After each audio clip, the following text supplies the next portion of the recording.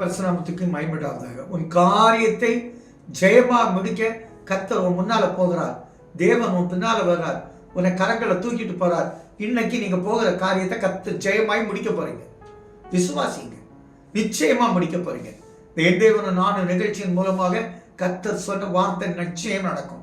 ஏசாயா எழுதின புஸ்தகம் 52 அதிகாரம் 12 வசனத்துல பாருங்க, நீங்கள் தீவிரித்து போகிறதில்லை.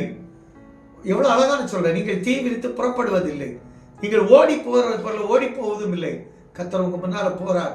இஸ்ரவேலின் தேவன் உங்கள் பின்னால உங்களை காக்கிறவராக இருப்பார். நான் சொல்றேன், உங்களை வைத்துதான் அந்த காரியத்தை முடிப்பார்னா நீங்க அவசரப்பட்டெல்லாம் ஓடப்ப வேண்டாம்.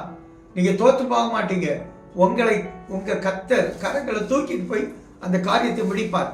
அதான் சொன்னார்ல, தீவிரித்து புறப்பட்டு அவசரப்பட்டு நீ போறது இல்லை இன்னைக்கு. ஏன்னா கர்த்தர் உன் கூட வரார். கர்த்தர் தேவன் முன்னால போறார். இஸ்ரவேல் ஜனங்கள் அந்த எகிப்திலிருந்து வெளியே வரும்போது செங்கடல் பார்வோன் பின்னால வாரான். தேவன் பகல மேக ஸ்தம்பத்தில் இரவில் அக்னி ஸ்தம்பத்தில் வந்தவர். அந்த கடலுக்குள்ள இவங்க வெட்டாந்தரையில் வந்தாங்க. நான் சொல்லி கர்த்தருடைய பிள்ளையே, நீ வெட்டாந்தர நடப்ப, உன்னை துரத்திட்டு வாராம் பாரு, அவனுக்கு நிலைமை பாரு, தண்ணிக்குள்ள போட்டு மூடிட்டார். அதே போல நீங்க பாப்பீங்க எவ்வளவு அழகான கர்த்தர். இந்த 1 சாமுவேல் 17 பாத்தீங்கன்னா, பெலிஸ்தரை அவர் ரொம்ப டார்ச்சர் பண்ண கோலியாத்தை மேற்கொள்ள ஆண்டவர் எவ்வளவு அழகா தாவீதை கொண்டு வந்தார். தேவன் முன்ன போனார், தாவீது பின்னால போனா, ஒரு கல்லுல கோலியாத்தை க்ளோஸ் பண்ணார். அப்படி முடிக்க முடியாத பிரச்சனையை நீங்க இன்னைக்கு முடிப்பீங்க.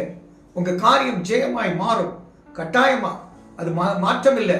1 ராஜாக்கள் 18 ஆகாப்பை ஒத்தைக்கு நின்று அவன் அந்த கள்ள தீர்க்கதரிசிகளுக்கு முன்னாலே ஒத்தைக்கு நின்னான்.